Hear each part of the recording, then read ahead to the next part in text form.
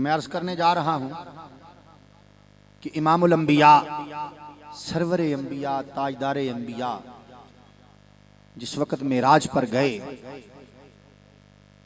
तो जब गए चौथे फलक पर तो हजरत मूसा अलैहिस्सलाम से मुलाकात हुई। तो आपने कहा कि या रसूल अल्लाह,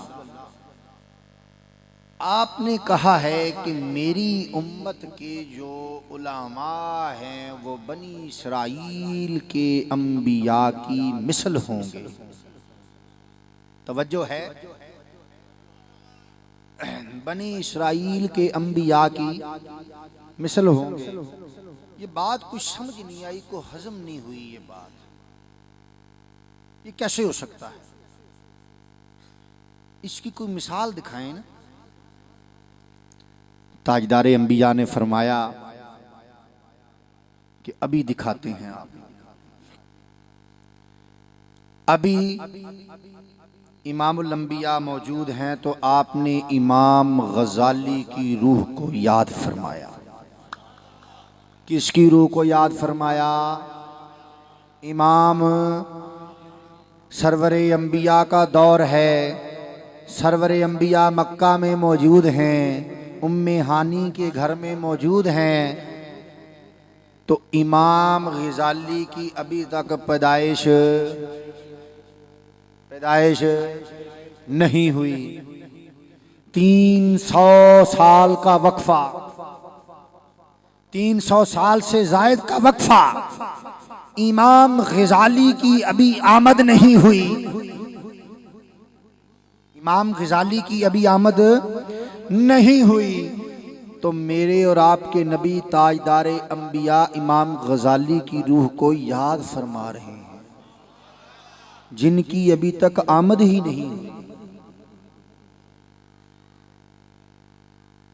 तो ये नबी की कुदरत है ना,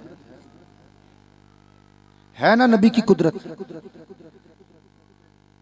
कि तुम कहते हो कि नबी को दीवार के पीछे का इल्म नहीं, तुम कहते हो कि नबी को इल्म गैब नहीं, तुम कहते हो कि नबी हाजिर नाजिर नहीं, तुम कहते हो कि नबी हर जगह पे मौजूद नहीं।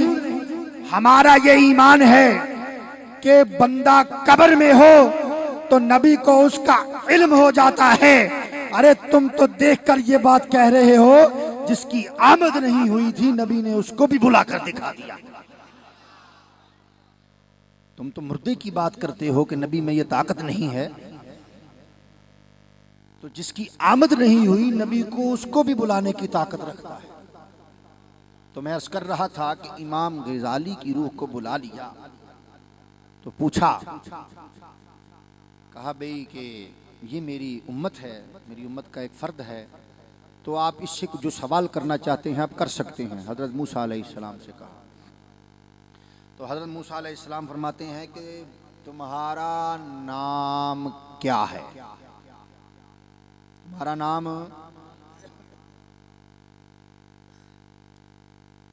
तो इमाम गजाली रहमतुल्लाहि ताला अलैह फरमाते हैं, अर्ज करते हैं कि हुजूर मेरा नाम मोहम्मद बिन मोहम्मद बिन मोहम्मद बिन मोहम्मद है। तवज्जो है, मेरा नाम मोहम्मद बिन मोहम्मद बिन मोहम्मद बिन मोहम्मद है। तो हजरत मूसा अलैहिस्सलातु व तस्लीम आप फरमाते हैं कि भाई मैंने तो सिर्फ आपसे आपका नाम पूछा था, आपने तो अपने बाप का नाम भी गिनवा दिया, दादे का भी गिनवा दिया, परदादे का भी गिनवा दिया। तो देखें कि इमाम गजाली आगे से क्या अर्ज करते हैं। इजाजत हो तो अर्ज करूं? अर्ज करूं? अगर आपका जोश वलवला हो तो अर्ज करूंगा कि इमाम गजाली रहमतुल्लाहि ताला अलैह ने मूसा अलैहिस्सलाम की बात सुनी तो कहा कि हुजूर जब कोहे तूर पे अल्लाह रब्बुल इज्जत की जात आपसे हम कलाम हुई तो अल्लाह रब्बुल इज्जत ने पूछा, कुरान की आयत आपके सामने पेश करने जा रहा हूं, फरमाया मा तिल्का बियमीनी का या मूसा। हाय हाय हाय हाय हाय, तवज्जो है। फरमाया कि माँ तिल का।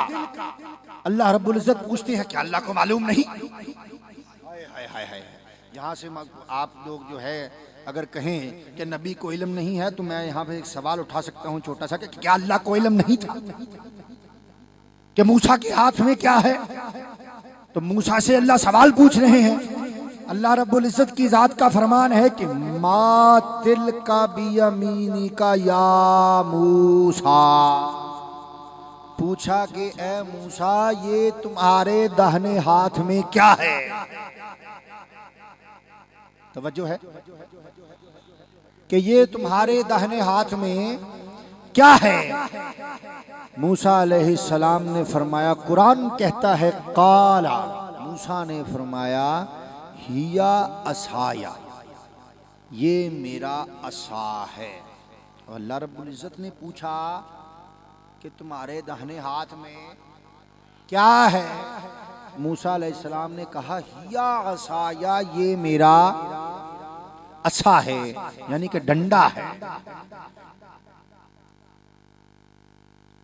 तो हजरत इमाम गजाली रहमतुल्लाह ताला अलैह फरमाते हैं, अर्ज करते हैं कि हुजूर कोहे दूर पे अल्लाह रब्बुल इज्जत की जात ने आपसे पूछा कि तुम्हारे दाहिने हाथ में क्या है, तो इतना फरमा देना काफी था कि ये मेरा असा है। आपने आगे फरमाया अतवक्कउ अलैहा व अहुश्शु बिहा अला गनमी वलिया फीहा मआरिब उखरा, कि अतवक्कउ अलैहा, मैं इस पर टेक भी लगाता हूँ, व अहुश्शु बिहा अला गनमी, और अपनी मैं बकरियों को भी इससे हाँकता हूँ, वलिया फीहा मआरिब उखरा, और मैं इससे दूसरे काम भी लेता हूँ। बात तो अल्लाह ने इतनी पूछी थी कि तुम्हारे दाहिने हाथ में क्या है, ये तो नहीं पूछा था कि क्या करते हैं,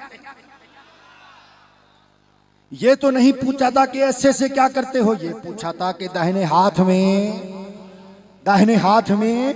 क्या है। तो आपने अल्लाह का इतना लंबा, अल्लाह के सवाल का इतना लंबा जवाब दे दिया।